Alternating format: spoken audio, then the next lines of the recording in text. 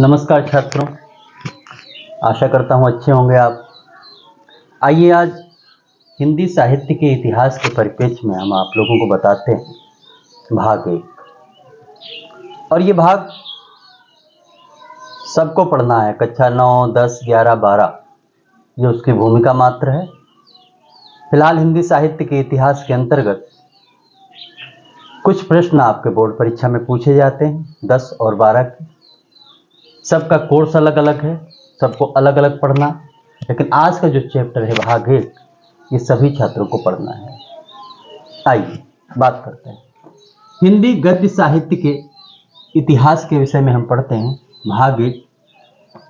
हिंदी के संबंध में यदि हम बात करते हैं तो हिंदी शब्द का संबंध संस्कृत के सिंधु शब्द से है।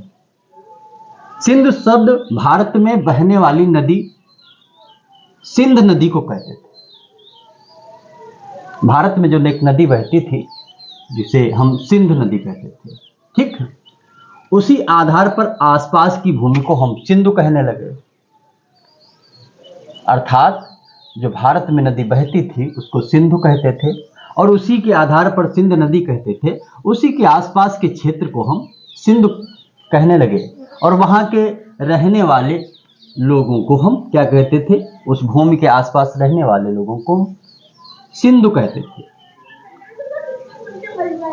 और जो भाषा बोलते थे, जिस भाषा का प्रयोग करते थे, उसे हम सिंधी कहते थे।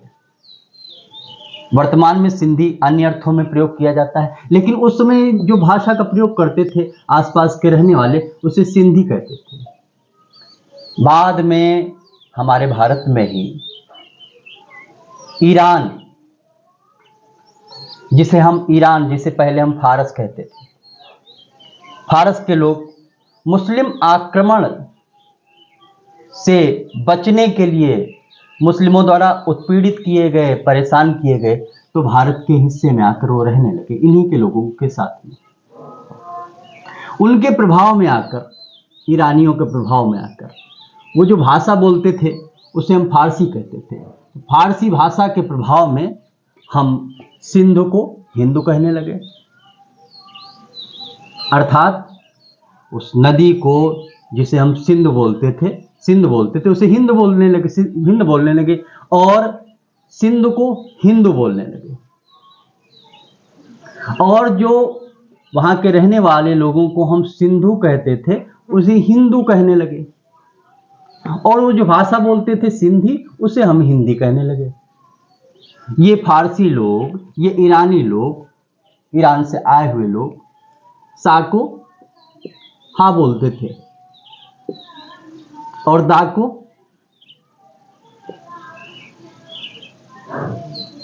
धा को दा बोलते थे। तो सा बदल के हा हो गया और धा बदल के दा हो गया। सिंधु को हिंदू कहने लगे और सिंधु को हिंदू बोलने लगे और सिंधी अर्थात जो वो भाषा बोलते थे उसे हम हिंदी बोलने लगे। बोलो, वही भाषा प्रचलन में आ गई, वही शब्द प्रचलन में आ गया। उसी आधार पे भारत को हिंदुस्तान पहले कहा जाता है, एक नाम हिंदुस्तान भी है, ठीक है। आइए, अब आपको समझ में आ गया होगा। एक प्रश्न पूछा जा सकता है आपको कि हिंदी शब्द किस भाषा का शब्द है?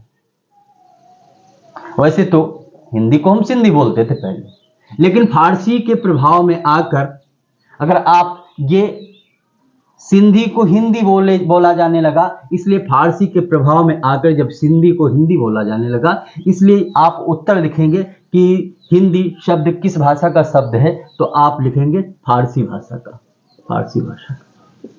ठीक है। आपसे पूछा जा सकता प्रश्न। उसके बाद में गद्य किसे कहते हैं? अपने विचारों को व्यक्त करने के लिए जिस भाषा का प्रयोग करते हैं उसे हम क्या कहते हैं? गद्य कहते हैं। याद रखिए, अपने विचारों को व्यक्त करने के लिए जिस भी भाषा का प्रयोग करते हैं उसे हम गद्य कहते हैं। पद्य किसे कहते हैं? आपसे पूछा जा सकता है प्रश्न। पद्य किसे कहते हैं? जिसे गाया जा सके उसे पद्य कहते हैं।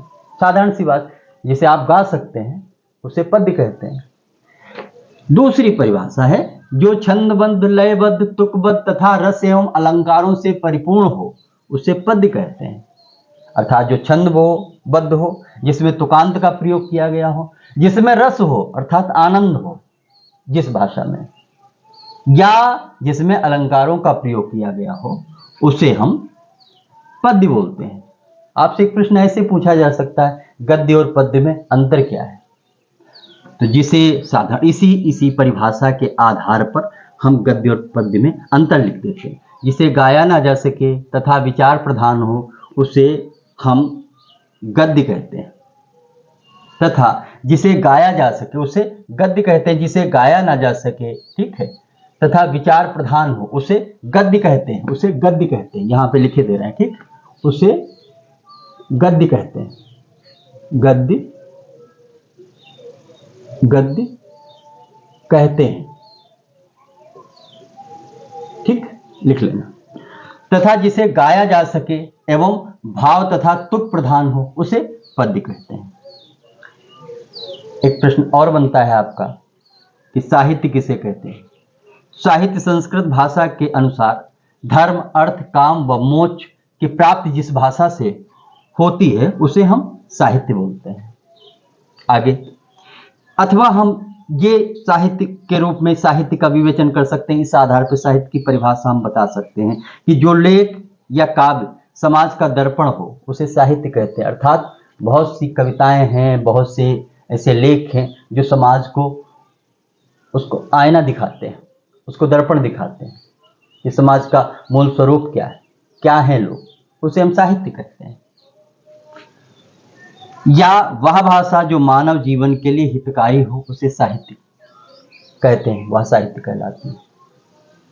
साहित्य से साहित्य बना है, एक परिकल्पना है। सहित अर्थात सहित, सा माने युक्त, हित माने हितकारी, हितकारी अर्थात सा प्लस हित, साहित्य, इस तरीके से ये परिकल्पना की गई। वह भाषा जो मानव जीवन के लिए हितकारी हो, उसे साहित्य कहते हैं। अगला है हिंदी साहित्य का इतिहास। हिंदी साहित्य से जुड़ी हुई पूर्व की अथवा अतीत की घटनाओं, अतीत मतलब बीते हुए समय में, ऐतिहासिक, ठीक है, हिंदी साहित्य में जुड़ी हुई पूर्व की अथवा अतीत की घटनाओं का क्रमबद्ध एक क्रमशः अध्ययन करना हिंदी साहित्य का इतिहास कहलाता है। तो ये पाठ भाग 1 सभी छात्रों को, चाहे 11, 9, 10, 11 एवं 12 सभी छात्रों को तैयार करना है। आगे की जो हम क्लास डालेंगे वो अलग अलग छात्रों के लिए होगी। धन्यवाद।